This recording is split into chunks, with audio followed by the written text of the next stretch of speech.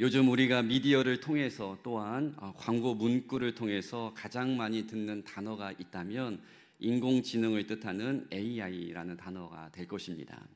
그래서 어느 순간부터 개인적으로도 국가적으로도 이제는 AI 분야에 투자하지 않고서는 생활할 수가 없고 생활 영역 곳곳에서 AI 기술이 실행되고 있기 때문에 우리가 아주 피부적으로 AI의 효능감을 느끼며 살아가고 있습니다. 이전에는 식당에서 음식을 시키고 정리를 하는 일은 당연히 사람들의 몫이었습니다. 그런데 요즘은 대부분의 규모 있는 식당들은 AI 기술이 적용된 로봇들이 주문을 받기도 하고 서빙도 직접 하고 정리도 다 도와줍니다. 또한 집안에서 TV와 에어컨과 전등을 켜고 전화를 걸어주는 일도 역시 AI 기술로 다 가능하게 되었습니다. 그리고 저에게도 목회적으로 놀라웠던 일은 설교의 내용도 그리고 어떠한 강의를 파워포인트로 만들어 주는 일도 다 AI가 해줄 수 있다는 것입니다. 그래서 한 목회 관련 AI 세미나를 가보니까 10장짜리 설교를 성도들이 보기 좋게 정리하여 파워포인트로 만들어주는데 AI 기술을 동원하니까 딱 3분 만에 완성이 되었습니다. 저는 몇 달 전에 인터넷에서 조금은 충격적인 기사를 보게 되었습니다. AI와 관련된 내용이었는데 스위스 루체른이라는 도시에 위치한 성 베드로 성당에서 약 2달간 새로운 실험을 하였는데 그 실험은 바로 인공지능으로 예수님의 모습을 홀로그램으로 만들어 놓고 그 앞에 사람들이 찾아와서 고해성사를 하게 하였다라는 것입니다. 물론 이 AI 예수에게는 이미 100개 이상의 언어와 방대한 성경 구절 그리고 신학 관련 텍스트를 다 학습을 시켜 놓았기 때문에 그 누구와도 그 어떤 나라의 사람이 와도 다 대화가 가능하게 되었습니다. 그런데 중요한 사실은 이렇게 기계와 대화를 하고 기계 앞에서 자신의 잘못을 고백하였는데도 참가한 많은 사람들이 영적으로 특별한 느낌을 받았고 자신의 마음을 뜨겁게 하는 답변을 들었다, 이렇게 대답을 했습니다. 또 한 곳에서도 이와 비슷한 실험이 있었는데 독일의 바이에른 주에서는 성 바울 교회에서는 300명 정도의 성도를 모아놓고 챗 GPT를 기반으로 한 AI 목사가 사회를 보고 이렇게 설교를 또 진행하게 하였습니다. 그래서 교회 대형 화면에 사람의 형상을 가진 AI 목회자가 나와서 기도와 찬송을 인도하고 40분 동안 설교도 했습니다. 그런데 역시 이렇게 기계가 예배를 인도하는데도 우리식으로 말하면 은혜를 받았다라고 고백하는 이들이 제법 많이 있었습니다. 그래서 이제는 하나님 앞에 드려지는 신령과 진정으로 온 마음을 다해 드려져야 하는 이 예배조차도 AI로 대체할 수 있다라는 전문가들의 의견이 폭발적으로 쏟아져 나오고 있습니다. 저는 이 충격적인 뉴스의 기사를 읽으면서 이런 생각을 갖게 되었습니다. 사탄은 정말 천재구나. 사람들이 원하고 기뻐하는 일 기가 막히게 잘 알고 있는구나 라는 생각이었습니다. 왜냐하면 아직은 유럽에 있는 교회 이야기지만 금세 우리나라에도 이러한 일들이 몇 년 안에 펼쳐지게 될 텐데 AI에 익숙하고 제도권 안에 갇히기 싫어하는 젊은 세대들은 더 이상 교회에 오지 않고 모두 유튜브에 떠 있는 수많은 AI 목회자들을 통해서 예배를 드리고 설교를 드리며 신앙의 만족감을 가질 수도 있게 되기 때문이었습니다. 다시 말해 AI 기술로 인해서 많은 이들의 신앙생활에 좋지 않은 영향을 주고 때로는 무너지게 할 수도 있다는 위기감이 들었습니다. 그래서 우리는 늘 세상의 과학과 기술의 발전을 무조건 적용하기보다는 영적으로 분별하는 일이 먼저 선행되어져야 한다는 것입니다.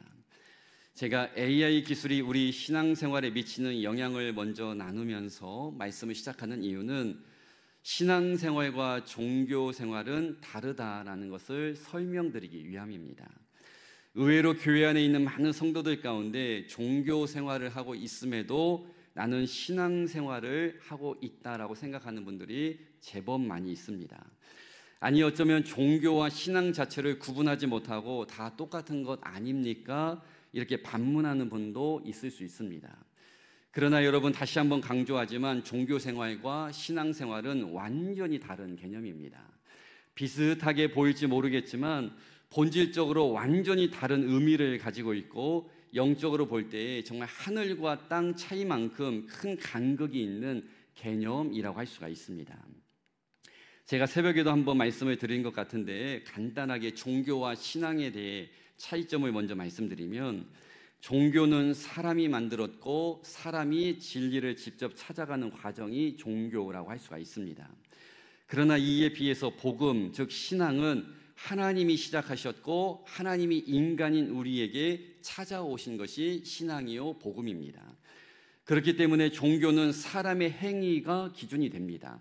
내가 얼마나 열심히 믿는지, 내가 얼마나 착하게 또한 선한 일을 많이 하며 살아가는지, 또한 얼마나 삶 속에서 내 욕구를 절제하고 고행을 하는지, 이런 인간적인 부분이 종교의 열심을 가르는 기준이 된다는 것입니다. 그러나 복음과 신앙은 다릅니다. 복음은 우리의 열심과 선행 그리고 공로와 상관없이 우리를 찾아오신 하나님을 내가 믿느냐 아니면 안 믿느냐에 따라 승패가 달라진다는 것입니다. 그래서 복음과 신앙을 받아들이기 위해서는 반드시 믿음이 필요합니다. 내가 가진 모든 죄를 예수님께서 십자가 위에서 다 감당하셨고 그 보혈의 피로 말미암아 우리가 영적으로 깨끗하게 정결하게 되었을 뿐만 아니라 이제는 우리의 영적인 신분이 죄인에서 의인으로 변화되어서 저와 여러분 모두 이제 지옥 가지 않고 지옥과 죽을 인생이 아니라 하나님 나라 즉 천국에 가게 되는 정말 영적인 생명을 얻게 되었다라고 고백하는 믿음을 가지고 있는 성도가 신앙생활을 하는 그리스도인이 된다라는 것입니다. 또 한 가지 종교와 복음의 차이점이 있다면, 앞서 설명드렸지만 종교는 인간적인 열심을 내야 인정을 받을 수 있습니다. 머리를 깎고 산에 들어가서 몇 년 동안이나 수도 생활을 해야 하는지, 얼마만큼의 정성을 내가 들여서 불공을 드리고 선한 행위를 많이 하는지, 또한 내가 찾아오는 수많은 욕구들을 얼마나 많이 참고 인내하는지에 따라서 이렇게 사람의 열심과 금욕생활 등을 종교생활에서는 매우 중요하게 생각을 합니다. 그러나 우리가 믿는 복음에서는, 신앙생활에서는 이러한 인간적인 열심보다 더 중요한 것이 있습니다. 그것은 바로 하나님과의 관계입니다. 그래서 죄를 다양하게 설명할 수 있겠지만 가장 근본적인 죄의 정의는 바로 하나님을 떠나버리는 것이 죄라고 할 수가 있습니다. 그래서 이렇게 하나님을 우리가 떠나면 하나님과의 관계가 끊어져 사람은 당연히 죄에 빠지게 되어 있습니다. 그리고 죄에 빠지면 어떻게 될까요? 죄의 결과는 사망이다. 이렇게 성경은 우리에게 정확하게 증거해 주고 있습니다. 마치 나뭇가지가 끊어지면 아무런 영양분을 뿌리에서 공급받지 못해서 얼마 지나지 않아 말라버리는 것처럼, 또한 물고기가 물 밖으로 벗어나게 되면 호흡을 하지 못해서 역시 곧 죽게 되는 것처럼 우리 역시 하나님과의 관계가 끊어져서 하나님을 떠나 살면 영적으로 볼 때는 사망 상태가 될 수 있다는 것입니다. 그러므로 신앙생활은 하나님의 곁을 떠나지 않고 하나님과 좋은 관계를 맺으며 하나님께서 가르쳐 주시는 대로 나의 구원자가 되시는 예수 그리스도를 영접하고 나의 삶 속에 영적인 열매를 맺으며 살아가는 삶이 신앙이요 복음, 믿음 생활이라고 할 수가 있다는 것입니다.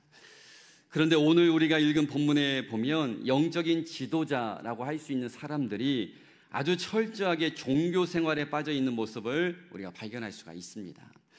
오늘 본문 바로 앞장에 보면 우리가 너무나도 잘 알고 있는 한 가지 사건이 등장합니다. 그 사건은 바로 성전 미문 앞에서 구걸하던 안진뱅이가 성전에 기도하기 위해서 올라가던 베드로를 통해서 뛰고 달리는 자신의 모든 질병을 다 치유받는 놀라운 일이 일어나게 되었습니다. 거의 40년 동안을 걷지 못하고 안진뱅이로 살아왔는데 이렇게 장애를 긴 시간 가지고 있었는데 베드로가 선포한 예수 그리스도의 이름의 능력으로 모든 질병이 떠나가고 기적을 경험하게 되었다는 것입니다. 그리고 이 기적의 사건은 삽시간에 소문이 온 동네에 다 퍼지게 되었고 당시 종교 지도자라고 할 수 있는 제사장들과 사두개인들에게도 그 소식이 전해지게 되었습니다. 그런데 이 소식을 들었던, 이 기적의 사건에 대한 소식을 들었던 종교 지도자들의 생각과 마음이 오늘 본문 2절에 이렇게 기록이 되어 있습니다.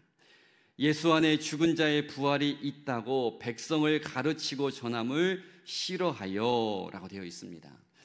여러분, 사실 이 기록은 논리적으로 맞지 않는 말씀처럼 보입니다. 왜냐하면 지금 이 말을 하고 있던 제사장, 성전 맡은 자, 사두개인들은 일반인이 아니라 모든 백성들이 하나님 앞에 나아갈 수 있도록 그 당시 예배를, 즉 제사를 책임지는 이들이었기 때문입니다. 즉 하나님의 일을 전문적으로 하는 종교 지도자들이었습니다. 그래서 오히려 그들은 예수님께서 죽음의 권세를 이기시고 다시 부활하신 복음을 전해야 하는 위치에 서 있었다라는 것입니다. 그러나 오늘 본문을 보면 이와는 정반대로 생각하고 행동을 하고 있었습니다. 다시 말해 당시 종교 지도자들은 하나님을 기뻐하시는 신앙생활을 하고 있었던 것이 아니라 자신들이 믿고 싶은 대로만, 자신들이 생각하는 대로 취사선택해서 종교 생활을 하고 있었다라는 것입니다. 특별히 우리는 그들이 예수 안에 죽은 자의 부활이 있다라는 이 복음의 엑기스를 전하는 일을 싫어했다라는 사실에 주목을 해보아야 합니다. 왜냐하면 이 부분이 바로 종교인들에게 나타나는 첫 번째 특징이기 때문입니다. 여러분, 우리가 복음을 받아들이고 예수님을 영접했다라는 고백 안에는 반드시 두 가지가 포함이 되어야 합니다. 첫 번째는 예수님께서 나의 모든 죄를 위하여 십자가에서 피 흘려 돌아가셨다라는 사실이 믿어지고 영적으로 고백되어져야 한다는 것입니다. 그래서 우리의 힘과 능력과 공로로 우리가 구원받은 것이 아니라 십자가의 보혈의 그 능력으로 예수님께서 십자가 위에서 죽으심으로 말미암아 우리가 죄인에서 죽을 수밖에 없는 인생에서 이제는 천국에 들어가는 의인으로 신분이 완전히 달라졌다는 것을 믿는 것이 복음이라는 것입니다.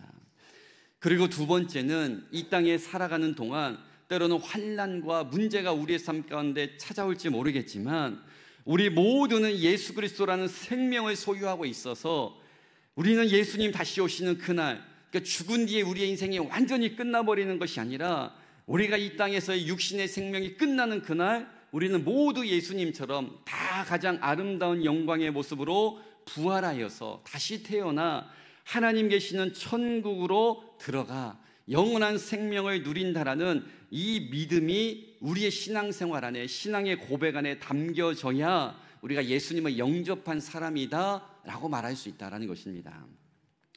다시 말해 복음의 엑기스, 복음의 포인트는 바로 십자가와 부활이라는 것입니다.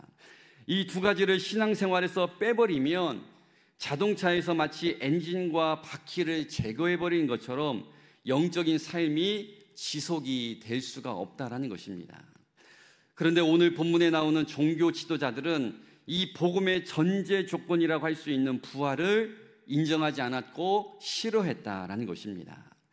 쉽게 말해 죽음 후에 영원한 삶을 내다보지 못했고 영원한 삶의 가치를 두지 않았고 지금 당장 내 눈앞에 보이는 현실 중심적 사고만 가지고 있었다는 것입니다. 다른 표현으로 하면 내세가 아니라 현세 중심적으로 삶을 살아가고 있었습니다. 지금 당장 내가 누리고 있는 종교 지도자로서의 기득권이 중요한 것이지 앞으로 죽어서 부활을 할 것인지 말 것인지 그들에게는 관심거리가 아니었다라는 것입니다. 그래서 그들은 많은 백성들이 자신들을 더 주목하고 자신들을 더 따라야 하는데 오히려 복음을 전하는 베드로를 포함한 많은 사도들의 메시지에 더 관심을 보이고 사도들을 더 따르기 시작하자 3절에 보면 사도들을 종교 법정으로 잡아오기도 했다라는 것입니다. 여러분, 우리는 종교 지도자들의 이러한 모습을 통해서 종교 생활과 신앙 생활의 첫 번째 차이점을 발견할 수가 있습니다.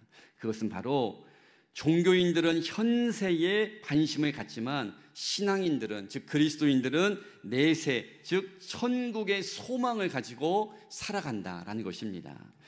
다른 말로 하면 우리의 시선이 세상 사람들처럼 땅의 것, 썩어질 것이라고 할 수 있는 물질, 명예, 세상 즐거움, 사람에게 우리가 시선이 가고 있다면 아무리 교회를 오래 다녀도 종교 생활의 기간만 늘어나는 것이지만 우리의 마음과 소망을 하나님 나라에 두고 부활하신 예수님처럼 우리 모두도 이 땅에서의 삶을 마치게 되면 다시 영광스러운 그 몸으로 부활해서 우리 모두 천국에 다 입성해서 하나님과 영원한 삶을 살아가게 될 것이다 라고 믿으며 지금 이 시간부터 종말론적인 신앙을 가지고 천국에서의 삶을 준비하는 시선이 있어야 그리스도인, 신앙인이라고 말할 수 있다는 것입니다. 그래서 여러분, 내가 지금까지 종교 생활을 하고 있었는지 아니면 나는 신앙 생활을 하고 있었는지 구분하는 것은 그리 어려운 일이 아닙니다. 왜냐하면 한 가지 질문만 여러분 스스로에게 던져보고 답을 들어보면 바로 알 수가 있습니다. 지금까지 나는 무엇에 가장 관심을 갖고 또한 소망을 두며 살아왔는가? 이 질문을 던져보면 됩니다. 만약 물질을 더 많이 나는 모아야지, 나는 이왕이면 성공하는 삶을 살아야지, 나는 우리 자녀들이 잘 되는 것이 내 인생 최고의 목표이지, 이렇게 현실적인 현세적인 것에 관심을 가졌다라는 답이 나온다면 안타깝지만 여러분들은 종교인이 됩니다. 그러나 똑같은 상황이지만 이렇게 믿음의 답이 나온다면 여러분들께서는 지금까지 신앙생활을 해오신 그리스도인이 되는 겁니다. 나는 하나님께서 주신 물질을 가지고 어떻게 하면 하나님의 영광을 위해서 사용할까? 이왕이면 하나님 안에서 형통하는 삶을 살아가야겠지. 나는 우리 자녀들이 정확한 믿음을 가지고 하나님을 영접하는 일을 정확하게 가르치고 그들에게 기도를 가르치는 일을 나는 포기하지 않으리라. 나는 이러한 영적인 일에 관심을 가지고 이 땅이 아니라 내세의 소망을 가지고 살아가면 우리가 종교인이 아니라 신앙인이 된다라는 것입니다.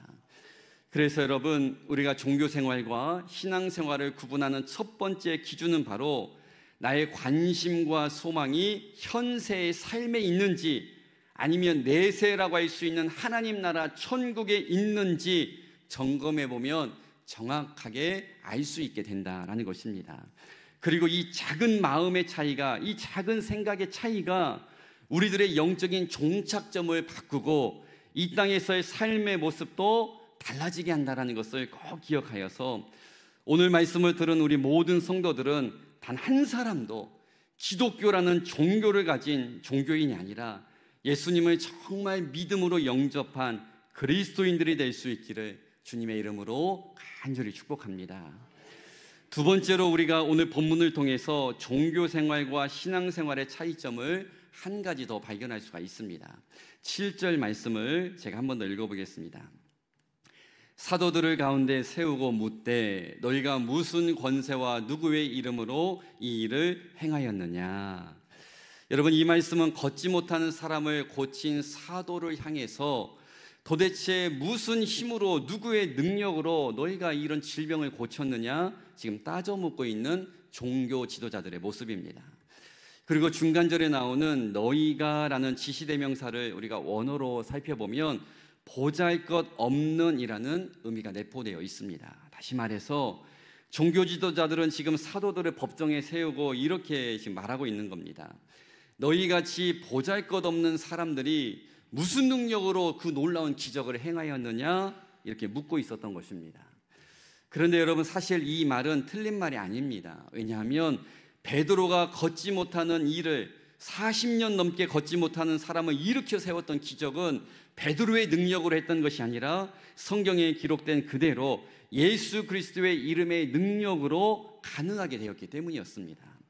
그런데 이미 이 사실을 소문으로 다 듣고 알고 있었음에도 불구하고 이러한 질문을 지금 종교 지도자들이 했다라는 것은 그 당시 사두개인들, 제사장들, 이런 모든 지도자들이 매일과 같이 성전에서 하나님 앞에 제사를 드리고 종교적인 행위는 수없이 많이 했는지 모르겠지만 그들의 마음속에 살아계신 하나님의 능력을 믿고 있진 않았다라는 것입니다. 만약 그들이 진정으로 하나님의 말씀으로 병든 자가 일어나고 병든 자가 지금 고침을 받았다라는 이 능력을 신뢰하고 믿고 있었다라면 그들은 지금 사도들을 붙잡아서 신문하고 그들에게 고통을 주는 것이 아니라 오히려 그들과 함께 그 치유의 기적을 베풀어 주신 하나님을 찬양하고 함께 하나님께 영광을 올려드렸어야 했다라는 것입니다. 그러나 이와 정반대로 그들이 오히려 질문하고 잘못된 행동하는 것으로 보아서 그들의 마음속에는 살아계신 하나님의 능력을 신뢰하는 믿음이 없었다라는 것을 우리가 알 수가 있습니다. 사랑하는 여러분, 우리는 7절에 나오는 이 종교 지도자들의 질문을 보면서 종교 생활과 신앙 생활의 차이점을 나누는 두 번째 기준을 우리가 발견할 수가 있습니다. 그것은 바로 살아계신 하나님의 능력을 삶 속에서 내가 진정으로 믿으면 신앙인이 되지만, 말로만 그리고 머릿속으로만 지식으로만 하나님의 능력을 담고 있으면 종교인이 된다라는 것입니다. 저는 성전 건축을 협의하고 진행했던 지난 4년의 우리 모든 과정을 생각해 볼 때에 하나님 앞에 감사의 일들이 너무나도 많이 있지만 제 마음속에 가장 뚜렷하게 남아있는 감사의 제목이 있습니다. 그것은 바로 살아계신 하나님의 능력을 우리 교회 앞에, 우리 모든 성도들 앞에 정확하게 하나님께서 보여주셨다라는 것입니다. 우리 기존 성도들은 다 기억하시겠지만 DK와 협의를 진행하면서 때로는 동서남북이 다 막힌 골목에 홀로 서 있는 것처럼 우리가 막연하고 답답한 순간을 얼마나 자주 맞이했습니까? 그때마다 저와 여러분들이 선택한 유일한 방법이 무엇이었습니까? 성전에 모여서 밤낮 새벽마다 부르짖고 기도하는 일이었습니다.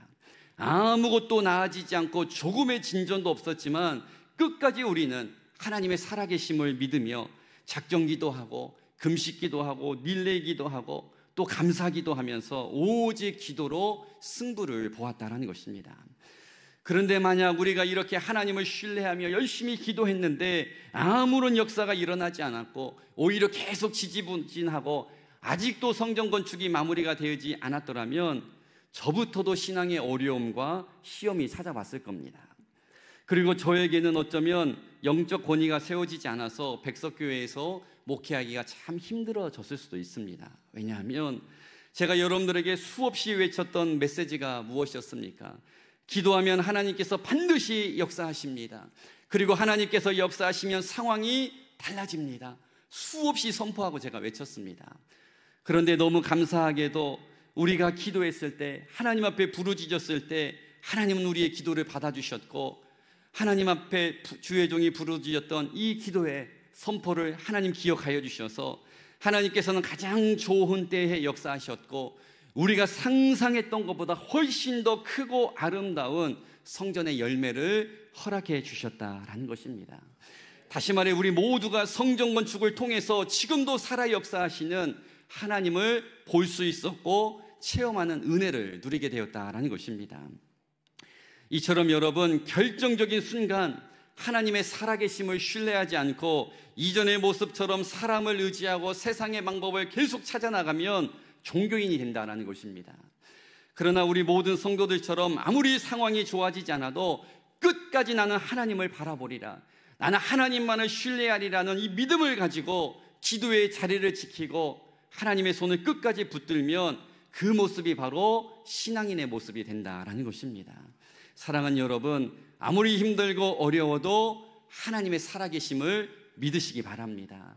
때로 우리의 느낌으로 하나님께서 부재하신 것 같고 성경책 안에만 하나님 계신 것 같이 느껴질 수도 있지만 하나님은 수천 년 전 성경시대에도 살아계셨고 지금도 살아계시며 영원토록 우리와 함께 계시며 이 땅을 통치하시는 능력의 하나님이 되신다는 것을 정확하게 믿고 신뢰할 때에 우리의 삶이 종교생활이 아니라 신앙생활이 된다라는 것입니다.